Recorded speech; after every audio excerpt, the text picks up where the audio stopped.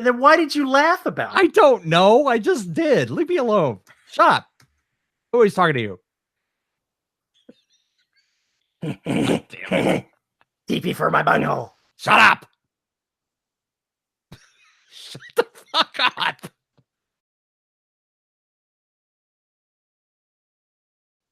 Howdy, folks, and welcome to episode 526 of the Dead Robot Society. I'm Paul E. Cooley, and joining me is my co-host, Mr. Terry Mixon. Check my boss! Really going to start with South Park? Well, probably I shouldn't have, but... Yeah, probably not. Probably not. So it's January 1st, 2019, man. How you doing? I'm doing good. I'm happy. I've gotten into a good habit of writing. I'm probably less than 2 weeks away from finishing Raid on Terra. I'm pleased. Things are moving along well. Yay! What about you? Oh God. Let's see. What am I doing? I'm recording Evolution and working on another book right now. I don't really have a title for it, but working on it. Here. Yeah, insert title here. Having a good time with it. So, and there's going to be some changes this year, based on some stuff that happened today. So, this is going to be an exciting year, or it's going to be a really bad one. But I don't think boldly go than 2018. No writer has gone before. Yeah, something like that. So anyway, there's going to be a lot of crazy that I'm sure is going to be announced later. But for right now, it's just kind of one of those things. But yeah, when I write, I'm getting writing done. Personally, I think it's really brave of you to write Welcome Back Cotter fan fiction. I think it's awesome. I'm so glad that, you're a Sweat Hog fan. So glad that you're a Sweat Hog fan. Well, don't worry. You can get out of any assignment by just sending a note from Epstein's mother. Right. Because that always worked out. Yes, it did. If you don't know what we're talking about, go look. You may not be old enough. You may not be old enough. What's worse, you're not going to get it. Probably half the jokes. It's a 70s thing. What are you going to do? Besides ignore it. It's hard to imagine John Travolta between then and now. Oh, that's right. Oh my God, I'd forgotten all about that. I'd forgotten that he was even in that damn thing. Holy shit. I think that may have been his first big thing. Maybe. Wow. Anyway, yeah. Welcome Back, Cotter. Go look it up. Go look it up and be afraid. Be very afraid. I'm sure the episodes are up there on YouTube somewhere. So somewhere, yeah. Look for it. Oh my God, I'd forgotten all about that. Anyway, there's a trip down memory lane. Amnesia lane is what it should have been. Don't worry, I'm sure they're doing a reboot. Oh God, they probably are. Oh, that would not go well. Oh God, would that not go well? Wow, that just took my brain to some scary places. Okay, so anyway, we have to talk about end of year shit. It is the end of the year. It was the end of the year. Now it's the new year for us. But when we recorded this episode, the new year hadn't happened. So taking stock of everything, figuring out how to continue forward. How do you reboot your work, Terry? Let's find out. It's the end of the year, man. Kissing 2018 goodbye, kicking its ass out the door and saying, we never want to see you again. It's so old and wrinkled. Do we have to kiss it? Well, I'd rather not kiss it. I'd rather just kick it in the backside and have it just, sprint out into the universe. Oh, look how rude you are. You're abusing the elderly year. It's not an elderly year. It's just a year that was horrible. So it needs to go away and just go bye-bye. It wasn't the greatest year. It wasn't the worst either. Wasn't the worst, but I want it to go away. So anyway, regardless of how we felt about 2018, piece of fucking shit. Then what are we going to do for 2019?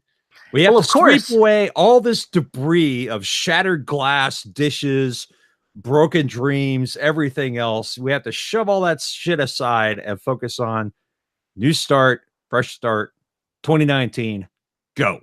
It's the setting of goals. That's what happens at the beginning of every year. We got to set our goals so that by the end of February, we have completely forgotten what the fuck we're doing and we're meandering along and we don't remember it until August. Ah, okay. So for those people that are under 45, what do you suggest? Goals. Goals are your friends. Realistic goals. Not on a macro scale, not saying, I'm going to write a dozen novels because I want to be Jake Bible. That is not what you should do. Well, you should be Jake Bible, but you shouldn't try to write a dozen novels. You should make incremental goals saying, I wrote X number of books last year. I'm going to write another one. I'm going to add one to that count. That kind of goal is doable. Doubling your output? That may be a bit more problematic. Don't set unrealistic goals that you can't possibly meet. That's what I say. Doubling my output in 2018 would mean 2 books. Okay, Just in your 2. case, you're allowed to double your output. Well, it's not quite fair because one of them it should have been published in 2018. So whatever. Adding an incremental amount to it, setting yourself short-term goals, those are better than long-term goals. Because if you set short-term goals, then you're going to find that your long-term goals solve themselves. Okay, so give me an idea of what long-term goals are. Apart from I want to write this number of books. Apart from I want to write that number of books, a long-term goal would be, in this year, I'm going to start a new series. In this year, I'm going to accomplish a certain number of words if word counting is your goal. Those are long-term goals. And you can't say, I want to sell X amount of books because that's totally outside of your control. Goals only count if it's something you can have some control over. If it's not something you control, it's a dream, not a goal. And it's an important distinction to have. You're not wrong to have dreams.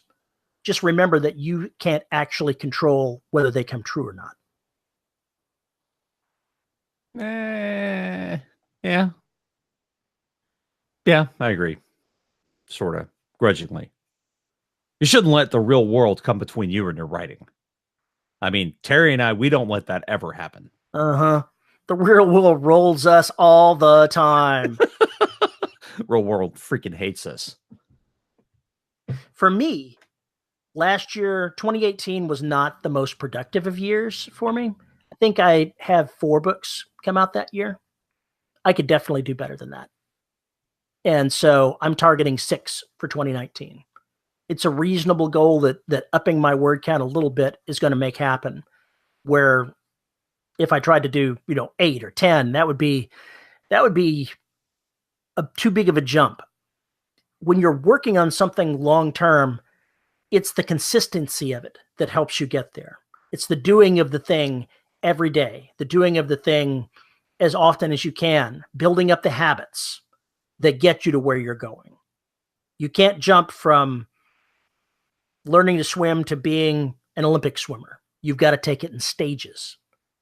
If you want to be writing like Kevin J. Anderson in sometime in the future, you don't jump to Kevin J. Anderson. You start slowly, you build up your process, because without the right process and the right support, you're not going to make it. That's another thing that would be a good goal. Building up the team to support you. And what team is that? Your family, teaching your family that your precious writing time is actually something that has to be protected from everything that they want you to do. If you're sitting at home, they think, oh, dad's here, he can do this for me. Oh, the husband's here, he can do this for me. Protect that little slice of time, however long it is, that you have to write. Because if you don't, it'll vanish. It'll vanish into thin air and you will never get it back. It's true. That's something I want to get back into the habit this year, or 2019 rather, not only writing every day, but writing at least 2,200 words. So every day I should be in the middle of a scene or starting a new scene. The way that I'd been doing is I've built up a little bit in how I was writing. When I first started getting back into the swing of writing, my goal was a chapter a day. I'm currently successfully managing 3,000 words a day, which is not even a scene more, but it's like a part of a scene more. And I've been able to consistently do that. Once I've been doing that for a while, I may try bumping that to 3,500. It doesn't sound like much. It doesn't take long to write that extra little bit of words. But if you make the wall too high, you'll go around the wall. You won't climb it. You've got to raise that wall slowly to build up the muscles that you need writing-wise to be able to hit the goals that you're trying to do. And that takes practice. It takes practice. And it takes learning. It may seem weird, but you have to learn too. You can't sit there and say, I know enough to do this. You always have to be looking for something else to learn more about the craft of writing, about the business of writing, something. It's a moving target. You've got to keep moving. You've got to keep learning. You've got to keep growing. And that also means you have to challenge yourself. Yeah. Sometimes you got to challenge yourself. So I've got 2 series really going. Both of them are coming to an end in 2019, probably. I'll probably finish all the books in 2019. You're never going to finish the books. You're going to write more. I only have 1 black after this one, and I've only got 2 in Derelict left to go. So the last one is what? Black Oblivion, where it kills everyone? Extinction. Oh, that's pretty close. So that series will come to an end. And so will the human race. And that means that I have to find something new to put out that is going to be a book 1 of something. A new start. So there needs to be another universe, or the beginnings of another book in one of the other universes that I have. So that my goal is to start a new one next year. Start a new series, or at least a new standalone that that we can just put out there, something marketable, but will definitely be a Paul E. Cooley gig. So when I get that out next year as well. So I have several things on my plate. I'd like to finish both those series next year and get something else in the works and get it out there ASAP so we can start mulling that. But there's no telling what's going to happen between now and then. It's true. Something else you should keep in mind is the 20% rule. The 20% rule? Have you heard that rule? It depends on which one you're talking about. Every year, you should find 20% of what you're doing that you can cut to make space for 20% of something brand new that you would love to do, that you've been wanting to do, that you just can't find the time to make happen. Oh, yes, that's going to be the interesting part. And I've been hemming and hawing over something that I wrote a while ago that I stopped writing. And I think I stopped writing it because I knew it was going in the wrong direction. So now that it's no longer associated with Soul and Beyond, I have to figure out what to do with it. And more, I'm thinking I'll probably throw away everything that I've got this far and start the fuck over. Is it a project that you would love to do? Yeah, I think it's a project that a lot of the folks that really dig Derelict would absolutely love. Essentially my version of Dead Space. Woohoo! I think it would be a lot of fun. It's the kind of book I wanted to write for a very, very long time. And it's what Derelict was supposed to be, but didn't end up being. So I want to go on that Sometimes route. Writing is a learning curve. Sometimes think you're going to write this kind of book and it doesn't end up going where it doesn't end up going. Yeah. It just, I don't know, man. Like, what did you plan on doing with this? I didn't have any plans. It just happened this way. Things that I'm going to do next year that I've been meaning to do for a while. I'm going to write the next book in the post-apocalyptic series that I've done. It's going to come up fairly soon next year. I'm going to write Imperial Marines. It's going to happen. And I'm going to write a lit RPG book. because I want to. Because you want to. Yes. But I've still got to juggle the things that I've got, so I've got to figure out what has to make way for those. Right. I mean, if I was to go just by sales alone, okay, the black, I have to get that done first. And then it would behoove me to not even get Trident out in 2019, but start something new, just from a sales point of view. If I were just to look at the numbers. So that means that when I get my royalty statement at the end of this year, I will be able to kind of make decisions on what needs the most attention next. And chasing the money is good for part of it, but you got to chase the joy for part of it too. Right, man. But the other thing is, I look, and I'm having a blast writing these. Don't get me wrong. But the other thing is, I know that every time if I put out a new release in a new series, it will drag everybody back up. So if I just keep doing that, if I'm able to do that every 3 to 6 months, then I'll be in good shape. But to be honest, I don't know how long it's going to take me to write Trident. I don't know. I've got 30,000 words, and the more I'm thinking of it, the more I'm going to dump. I want to dump everything that I wrote originally. So to make way. Started more words than I may have written. It is, well, because the problem is the plots get so goddamn complex, and when I finally figure out where I want to go with it, I have to go back and say, this isn't going to work, this isn't going to work, this isn't going to work. If I want to do it this way, and this jives with the mythology I'm setting up, then I have to, there's no point in trying to salvage those words, because I think salvaging them is actually going to make more editing work for me, and it won't have the same feel. So that's why I'm saying that. Well, that makes perfect sense, and there's absolutely nothing wrong with that. It just means that I have false starts. I have a lot of false starts. I have very few false starts, but I have slow starts. I'll start a scene in a book. When I'm in the very beginning stages of a book, I'll start writing it and I'll go, where am I really going with this? All too often, it seems like, especially in the series, I'm picking up the threads where they left off in the last book. And that's the start of the book. Right, yes.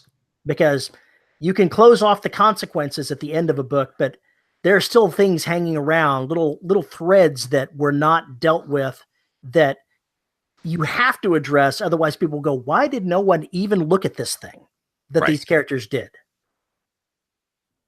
And that's when you're writing a series, that is part of the issue. And I'm also, for next year, I think I'm going to, see if I can shove off maybe a quarter of the hanging on NPCs that I've got in my books. So I don't have this like entourage following me along. You have many more characters than I do to worry about now. It's so true. I don't kill the little bastards. Yeah, because you don't kill them off. I, on the other hand, will attract the NPCs and then blow them away. So, but I've already got in this book. I am taking some of them that have been there and moving them off to other places. So I'm definitely going to be able to get rid of some of the characters that I've dragged along, and they'll be off doing things that I could write stories about later. Sure. Oh my God, there's a short story that I could write. I thought I like to think my writing method as crowd control. So you're like the riot police of authors. That's right. I go in and just take out everybody. You don't need to be here. Bam, bam. You have no business here. Bam. Check out my microwave crowd dispersal tool. I was just supposed to make their ears hurt. They're melted puddles of gore. Oops. Yeah. And? Sorry, wrong weapon. One of the things that I'm doing in Raid on Terror that's interesting is I wrote a short story for an anthology called Bob Spar. It has Kelsey in it.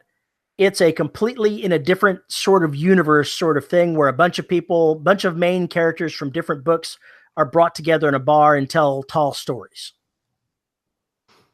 And so obviously that's not going to ever make it into any of my books. Right. But I had fun going ahead and dropping the anchors for that particular short story in Raid on Terra. Aha. Basically, I had them stop by the planet that needed to be stopped by. I had certain events take place that would play into that short story, And I've got one more scene to write where Kelsey wakes up having had the weirdest dream ever, but not mentioning what actually happened in the weirdest dream ever. And I'm going to leave those in there, and they'll be fine for the people that don't know that story. But anyone that has read that story will go, aha, I see this. Gotcha. So they're going to get what really happened. And then if they read that other story, they're getting the exaggerated version of what happened. I actually didn't cover the events that happened. This is more like Kelsey did something and then snuck back and said, let's leave now. I think there's trouble coming. Let's go. Here's the trouble I caused. I don't want anyone to know this trouble that I caused. So let's get a move on, people. Let's get a move on. This thing that happened to me that just happened had nothing to do with me. Let's get out of here. Well, let's just say this. They land on the planet. They're doing a little exploring because they've got a few hours, and they're observing the isolated human civilization there. And then all of a sudden the citizens get into a big uproar, and Kelsey shows up and goes, we should leave now. That thing I did, yeah, it was bad. It went wrong. I don't know that she was gone. Not really. So, yeah, she'd rather keep it that way. So none of the actual events in that short story are referenced. It only to find out what happened while Kelsey was gone, you'd have to actually read the short story. You're so bad. I am. I feel awful. No, I don't. Well, it's funny you mentioned that about 2019 closing off some of the plot threads and things like that and pushing the characters off to the side so you can get focused back on the goddamn story, right? Yeah, I was having thoughts of where the storyline is going in Empire, and I had the most evil thought of something to do. And that's what I intend to do. Isn't that just like a bitch of me? You're kind of an asshole. I've known this for years, but I just wanted to say it again on the show. Yeah, it's awful. I feel bad. You should. You're a bad man. You're a very bad man. It's definitely going to get me another 4 or 5 books. Yeah, I imagine so. The chaos, next year is basically about closing off all these plot threads that I've started with Derelict and the Black. Shut those down because I need to then pick up the plot threads that happen for the next series, which takes place after. You're doing a David Weber. How so? Last year, he published a book in his Safehold series. He published a book in Honor Harrington that abruptly closed off most of the main plot threads that have been going on for dozens of novels. Gotcha. And he's going to be picking them up and continuing on. But he basically took an axe and said, we're cutting things short right here. We're going to close off the big threads, and I've got other things that I want to be doing. It's more on the lines of it makes sense to stop those 2 series where I'm going to stop them. Some of the characters may return, but I need to close these off, especially with Soul and Beyond, because the only way I can kick off the rest of the series that take place in that universe is to end this portion of it. Now you die, humans. I'm not saying a goddamn word. You've seen the basic outline. You know how bad it gets. So anyway, because I'm doing that also gives me a chance to focus on, or at least start to really look at the books that I already have in progress, or the ones I have on my wish list, and decide which ones I want to chase next. But I want to have a new book in each series going every year. I've definitely got Empire that I have to continue. I've got the next book in the Humanity Unlimited saga that's been too long since I published in that series. Storm Divers, I'm not going to write a second book in. It's the one thing that I'm letting go. Yeah. And, it's okay because I have 2 books that are singletons. The post-apocalyptic one and Storm Divers. Scorched Earth and Storm Divers. I keep getting notes every couple of 3 weeks, 4 weeks of people saying, hey, when's that next sequel? When's the sequel to Scorched Earth coming out? I have never once been asked when the sequel to Storm Divers is coming out. Not a single time. I am still laughing about how many people want a sequel to Closet Treats, considering how shittily it sold. Same thing with Garrett's Inferno, considering how shittily it sold. People are asking me to write more of those, but they don't fucking sell. Sometimes a market is too niche. It has to be a work of love, and you've got to work those in as opposed to, pay the rent with them. Right. And I want to get back to those because I really want to write Track 9. If I do it as a 50,000 word novel, really short novel, I think I can storm through it pretty quickly. Somebody suggested that I should write my lit RPG as part of the Empire of Bones saga. So in other words, it's a virtual game people are playing in the Empire of Bones saga. Yes. Gotcha. People that survived the fall of the Empire by uploading their consciousness into a lone computer somewhere. I was like, that's an interesting idea, but it's not the story that I want to write, but it is an interesting idea. Oh. And I may actually use that element of something as part of something going forward in Empire Bones. Because I can totally see that being something interesting to do. Yeah. There's all sorts of things you could have that. You could even have Kelsey plug herself into a VR. Yeah. For downtime or whatever else. Well, think about if she has to plug herself into a VR because critical information is buried somewhere in there and they can't get it out. They have to actually go after it. The person that designed the master AI uploaded his consciousness to this virtual game. You can't read it. You have to actually interact with him. You're going to have to go in. Dun, dun, dun. See, I could do something like that. Yeah, you could and get away with it. It would work in my universe. The flavor of my universe, it would work. Yes. The flavor in your universe, not so much. No, not really, no.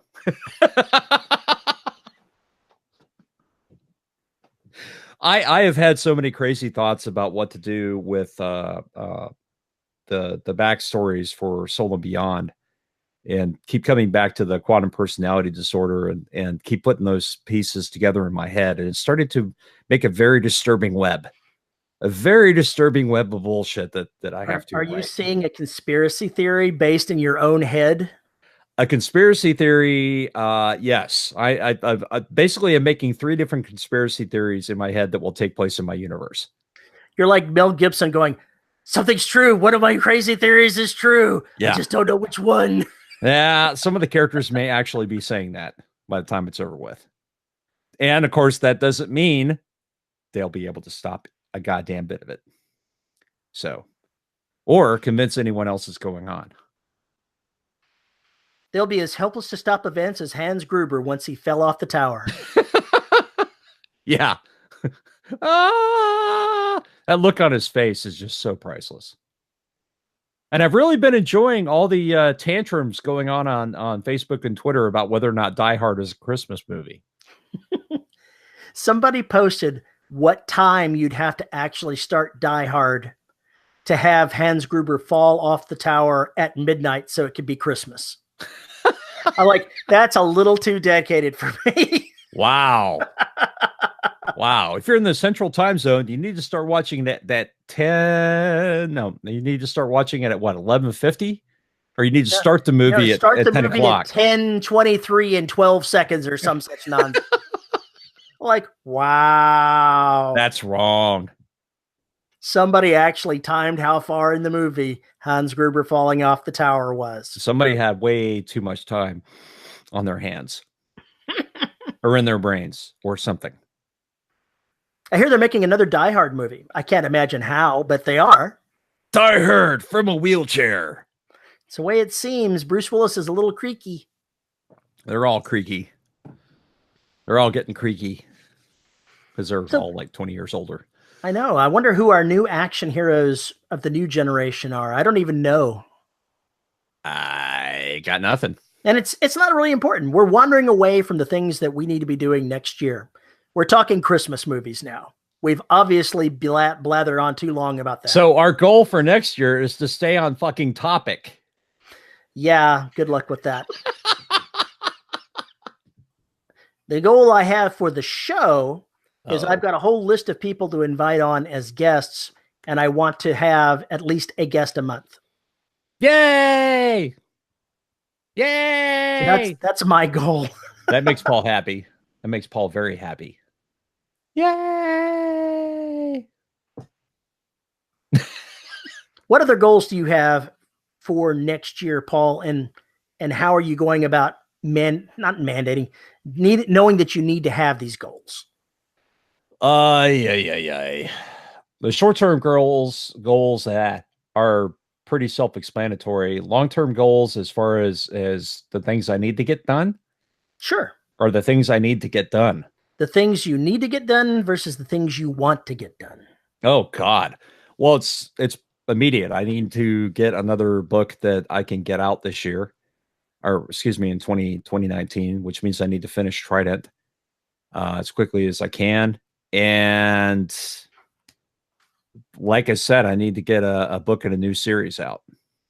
I know I need to do that, but I also know I need to close off the Black. I need to finish book 5 in 2019. We need to go ahead and make you read some rousing space opera, military science fiction, so you can go ahead, more cleanly fit into the genre, so you can have a big hit. More cleanly fit. You listen to this shit, people. You listen to this shit. Maybe we should have a Marine explain to you how this really works. Oh my God. I'm just kidding about that. For somebody, forget it. Poke. No, I'm going to go back to this. Sociology is such a big part of what I love to study and think about that I cannot possibly imagine a futuristic society that acts like today. And not every goddamn place is going to be fucking America. It's just not the way this works. You know what? I don't care. Yeah, I take today's society and I plan in the future and I have a grand old time. I'm not interested with that. I'm just not. God. Fuck you people. I think we've determined who the curmudgeon author is. No, it's just forget it. You guys do you. Let me be me. You're fun to tease, man. What I can do is for that next book, depending on which one I decide to write, if I decide to rewrite or actually write and finish something like Signal Decay, then the societal stuff doesn't matter as much. So if I go that route, then all I have to do is make the technology make sense and then go forward from there. I actually deal very little with society. I only detail the various things that I need to have for the story. I don't really focus on how and why they are what they are. You do. I don't explain the why necessarily. But you investigating the depths of people in society is revealing the why, even though you're not talking about it. Correct. I love doing that shit. You're it's like fun. Your books are like Altered Carbon, the series. Yay! I'll take that as a compliment any goddamn day of the week. Because those shows were the TV show, the series on Netflix was exploring the society by the actions of the characters. Correct. And that's what you do. That is correct. That is totally not what I do. I know. It still shocks me when somebody says that that's exactly what I'm doing. It is. Oh, you're doing this and exploring these things. And I'm like, what? I'm doing what? There's always going to be, you are exploring, even though you don't understand, you don't get it. I think you're right the first time because I don't understand it. I think you're absolutely right. You're doing it because immediately your brain is going to start putting together the questions. How does this technology change things? Yeah. And you've already done that with warfare. So don't even fucking tell me you're not doing this, because you are. That's all part of this, because it changes the relationships. But I don't look into, say, Pentagar. The society there is a monarchy. I've looked at nothing other than saying, here's how it developed 500 years ago in about 2 paragraphs. I never really explored anything about how their society works. I never talk about money. I never talk about how that works. I never talk about how moralistically the future might be different than today, how their behaviors might be different. It just doesn't interest me. Right. And I haven't covered a whole lot of that in Soul and Beyond, but I have covered a whole lot of that in Soul and Beyond. And I will cover and not cover more of it. Try and make it as subtle as possible. But anyway, some people go out of their way to tell stories exploring the depths of why society and people develop the way they do. That bores me to tears. The point is, if you're going to do that, in my head, is to make it part of the story, but not the story. And how you make it part of the story depends on what you're writing. But how I would try and do that is through the view of the characters and how they respond to everything. And then you could throw in those little bits and pieces of a relationship, and it will explain a lot of different things. The key to explaining things like that with characters is to bring in somebody that's not from that society. You've got to have a point of view character for that scene that doesn't have a clue, that has to be figuring this out as it goes, because that's the only way you can highlight it, because that's where their mind will be. If you write a scene based on somebody that has lived in this society, it's transparent. The character will not even notice anything going on around itself other than the large things. They won't notice odd behaviors to them because they won't be odd. This goes back to Connecticut Yankee and King Arthur's Court, goes back to Brave New World, goes back to shit, it just jumped out of my skull.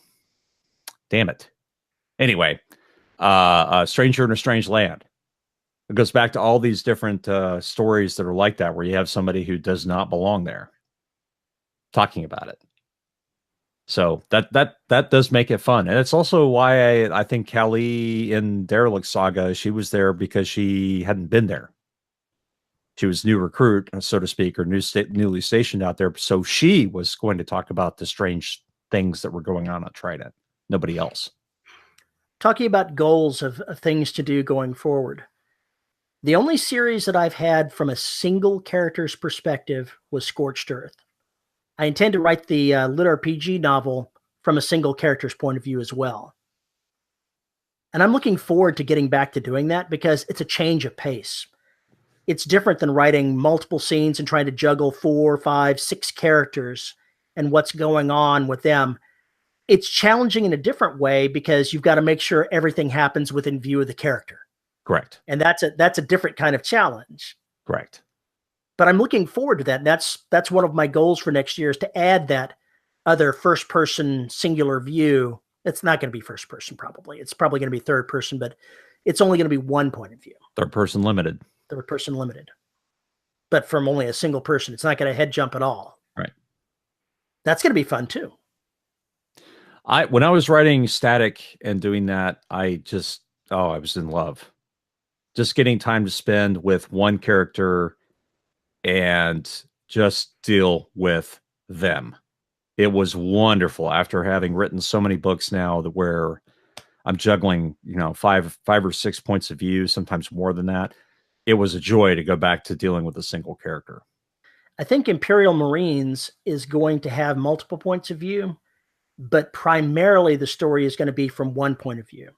If it goes to visit somebody else's head, it's going to be a short scene to illustrate the character itself from an outside viewpoint. Right. For a certain set of circumstances. Like, obviously, Imperial Marines, the main character is going to have to go through basic training in the Marine Corps. Most of that's going to be from her point of view, but I can see flipping to the platoon sergeant talking with the platoon leader about her for a very short scene to highlight how outside people are seeing the character.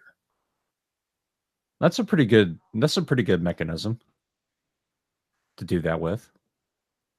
But why you want to write one of those books next year? That's a goal of yours?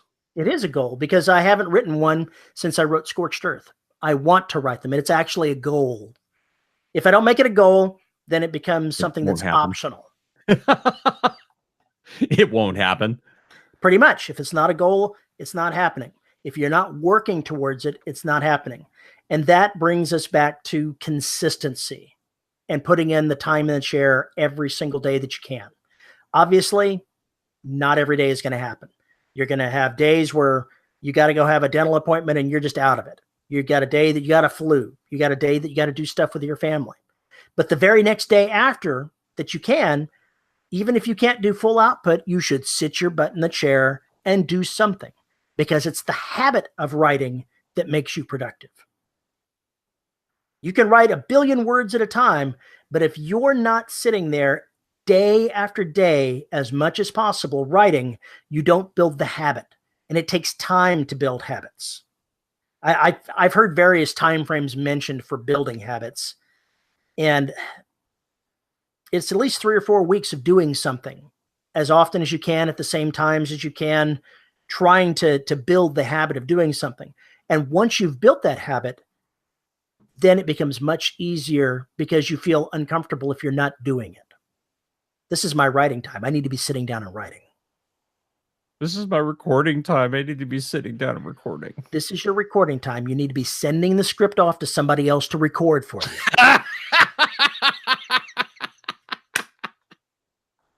Love it. I knew that was coming. I knew it. I knew that was coming.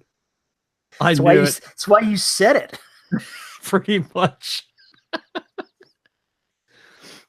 So guard the time. Guard the time you need. And this goes, make your goal to write 20 minutes of lunch every day. Sure. If that's the time you have to write, guard it. Have your sandwich in one hand, your writing utensil in the other, and growl at anyone that comes close to you. If you're on the bus or the train or whatever going to work, you have a perfect opportunity to write. I wrote an incredible number of words on my phone when I was still working. You may say, oh my God, I could never write, anything like that in there. Yes, you can. Yes, you can. Yes, you can. Or carry a notepad around with you. Go old school. That's horrible. That's terrible advice, because then you got to get it into the computer. This is true. But however you get it done, get the words down. Get those words down. Other things to do for the next year. We talked about building teams. If you don't have a dedicated group of people to help you get your work to market, you should start thinking about that. If you don't have an editor that you use, you should be thinking about finding one that suits your needs. Even if it's only another writer that you're trading, looking over their manuscript for them looking over yours. If you need somebody to do your cover, you need to be thinking about, how can I have somebody make me a better quality cover than whatever I'm doing now? All of those parts of the business are important. And if you keep putting off doing something with them, then you're not going to be producing and getting the kind of results that you want. You should be talking to other people to try to find a way to do those things better. And as well as look at what things you want to change in your process, or think about what things you need to do to change the process for next time around. If you have already put out a book this year, what went wrong? How can you make it better next time? I started a checklist. I now have a checklist of my book releases, of what I'm doing for book releases. I keep doing it. Every time I finish a book, I'll start releasing it, and then I'll forget something. So we're finally making a procedure. I'm making a procedure of how to go ahead and do this, because for the last 4 books in a row that I've released, I get ready to go ahead and publish, and I go, oh, I haven't written the back cover blurb yet. Yeah. Damn it. Yep. Oh, I haven't sent, I don't have the synopsis together. I don't have this together. I don't have that together. Yeah. And it's going to be an in-progress thing. I went ahead and stole what somebody else had put up for a process document, made the changes I know that I'll do for myself. And then the next time I go through it, I'll say, what part didn't work right? What did I forget? What do I need to add in? And I'll modify it based on that time. But I'm not going to dwell on it. Whatever your process is, don't dwell on it daily. If you run into a problem, make a note of it to yourself and deal with it when you finish the book. Don't change in midstream. Whatever process you've got going now, finish what you're doing. Don't do like Terry and write half a book in Scrivener and then have to change over to Word. Don't do that. Terry's hopeless. Terry is hopeless. I think another goal you need to have, write something that that is not in your comfort zone. Sure. Write something daring. Dare yourself to write something that you would never, ever write before, or Write would never, something you ever. would never share with your mom. There you go. Was it John Irving said, writers have to be orphans? That's true. That's a good way of putting it. A really good way of putting it. You know, that if there's that erotica story bouncing around in your head, write it down. Nobody ever has to see it, but write it. Yeah. You know, if you're not comfortable sharing it, then don't share it. But try and write something that's way out of your comfort zone. Just even if it's just a 1,000 word short story, do it. For me, the stuff that I'm writing that's outside of my comfort zone is short stories.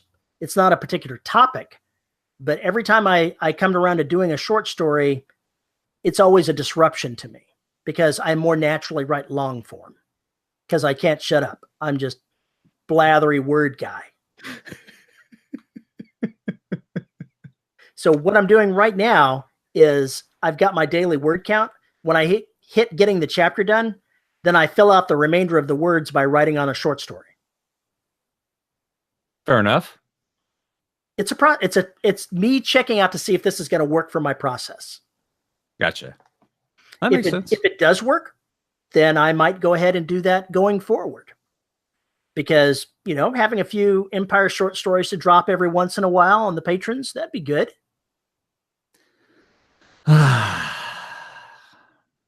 Yeah. I guess another goal of mine is to write at least 2 Soul and Beyond short stories or novelettes for the patrons. And we'll see what happens.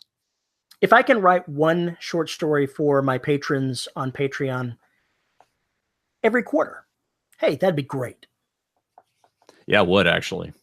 It's only 4 short stories a year. It's something to interspace in with just as a surprise to them. Hey, guess what? I wrote this. I think you'll love it. Here it is. I'm not going to release it for another month. Enjoy. Yeah, the problem is then I have to go record it. No, you don't. That's where you pay someone else to record it. Right. Well, right, since Paul. 2019 is roaring toward us, we should probably get the hell off this show. That's right. We've got, you know, this is actually, we're recording this on Christmas Day. We are so dedicated to you, our listeners, that we are here on Christmas Day. It actually just goes to say how pathetic our lives are. But anyway. You just spoiled it. You just ruined what I said. I know. It's terrible. If you want to talk to us about what your goals are, or tell us to shut the F up, as we often get, you can send us an email to show@debrobotsociety.com. You can tweet me at Paul_E_Cooley. You can find us on Facebook at the listeners of the Deb Robot Society group page, where all the crazy is. You can see our ugly mugs at youtube.com/DRS podcast. You can find us on Patreon at patreon.com/DRS podcast, where for as little as $1 a month, you can get access to live shows, exclusive content, and other insanity. Speaking of which, we're going to have a live show soon. Yes, I need to actually put that up on the calendar or something so people know it's there. And we'd like to need to put a note on Facebook and places. Yes, Facebook and places and things for people to find and etc. And Patreon is killing me right now. Because we have to now list our $10 patrons. You know what that means?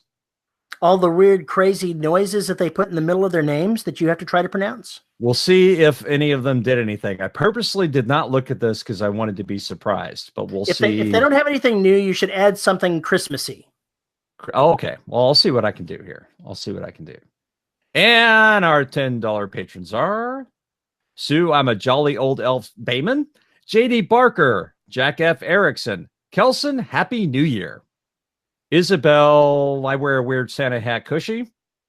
Rick, editing and continuity can suck it, Shaw. Okay. Lisa, Merry Christmas, Slack. Sandy, I'm Jolly, Man Pants. Wait a minute. Didn't sound right.